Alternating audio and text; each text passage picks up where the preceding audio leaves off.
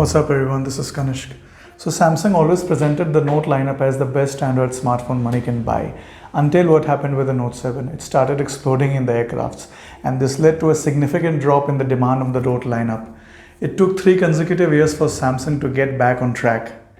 And looking at this, I must say, well done Samsung. Today I'll review the Galaxy Note 20 Ultra for you and I'll tell you whether you should invest your hard-earned money with the Ultra price tag of $1,05,000 or $1,300 in this or not. Let's do this.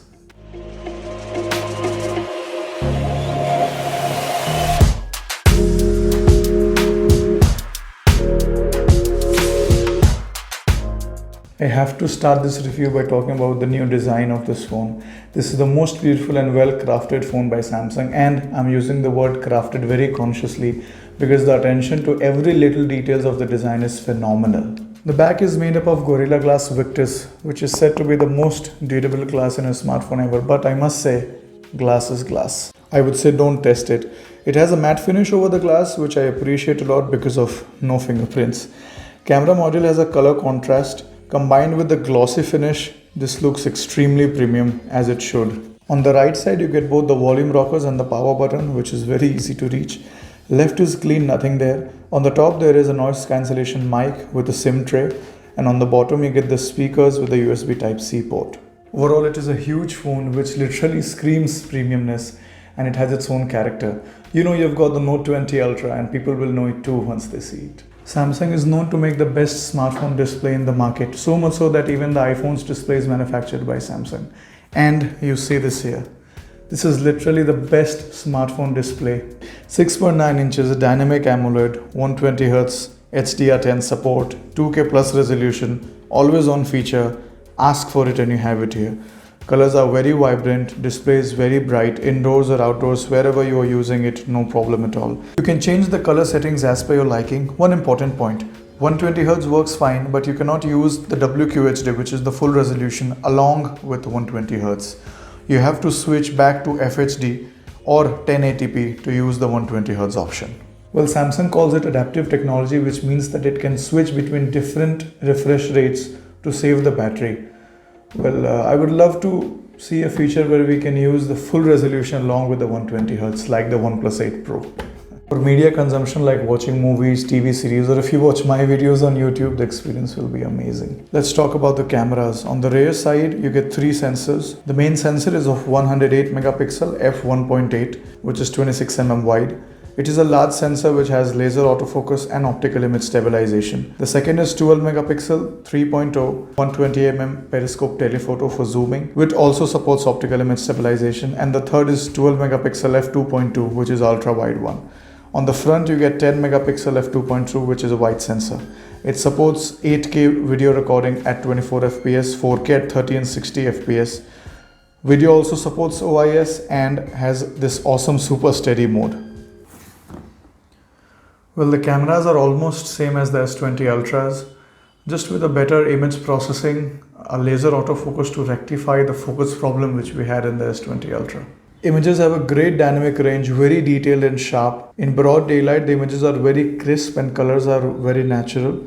You know, the typical Samsung flagship style image. They have worked a little bit on the image processing, but I think there is still a little room for improvement. I would say it is there in line with the Apple iPhone 11 Pro, the Google Pixel and the Huawei's, the top smartphone cameras in the market.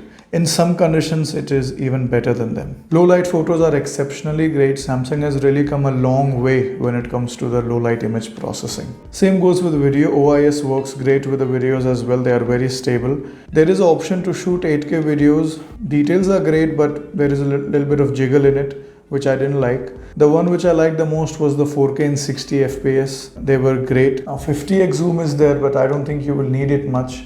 But the benefit is that because it can zoom up to 50x, the samples with 4 to 5x zooms are very sharp. When you see a capable camera system like this, it makes this huge bump really worth it. Samsung has done a great job with their cameras once again. Let's talk performance. You get 12 GB of RAM with 256 GB of UFS 3.0 storage, which is fast and is expandable up to 1 TB via microSD. You're literally getting computer level storage here. In the global variant, which is the one you get here in India, in UK and in the most parts of the world, you get the Exynos 990. instead of the Snapdragon 865. Don't know why. This is where Samsung is facing a lot of criticism because Snapdragon is a better processor. It is proven that it is a better processor than Exynos. Not that Exynos cannot handle day-to-day tasks well, but come on Samsung, we deserve better. But in real life conditions, from gaming to browsing to anything and everything, it's blazing fast, no issues there.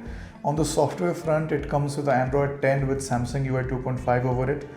Nothing much of a new here, it's the same old stable Samsung UI. I really wish the icons were like stock Android, much clean and fresh. Samsung UI is among the top 3 skins in the market, along with Oxygen OS and stock Android of course. The UI has been customized to work along with the S Pen and they both work flawless together. There is some amount of bloatware given by Samsung, some extra apps as if they are forcing you to use it, but I'm not gonna use it and it's fine, you can live with it. Now let's talk about the S Pen, the heart of the Note series. They have moved the placement from right to left, don't know why, but it will take time to get used to it. Now the biggest point to talk over here is the latency. It has come all the way down to 9 milliseconds, which is an 80% reduction from the last time. This is phenomenal. Which means you really get a pen and paper feeling, if not exact, then at least the closest to a pen and paper. S Pen also has some functionalities like you can capture photos with it, you can use it to mark the screenshots. There are multiple gestures to do a lot more things which we'll talk in some other video. As always, we don't need to charge the S Pen as it charges while it's resting under the phone. Well done. This comes with a 4500 mAh battery. I'm not a very heavy user, but I use my phone a lot. It lasted me a day. It was able to sustain all the ultra high tech from morning to the night, which is not a bad thing considering that there is also a S Pen which takes some juice out of the battery to charge itself. It supports fast wireless charging. The charger you get with the box takes around 1 hour's 15-20 minutes to charge. It also supports reverse wireless charging or power share, which means that you can charge any wireless product putting it on its back. So should you buy the Note 20 Ultra for $1,05,000 or $1,300?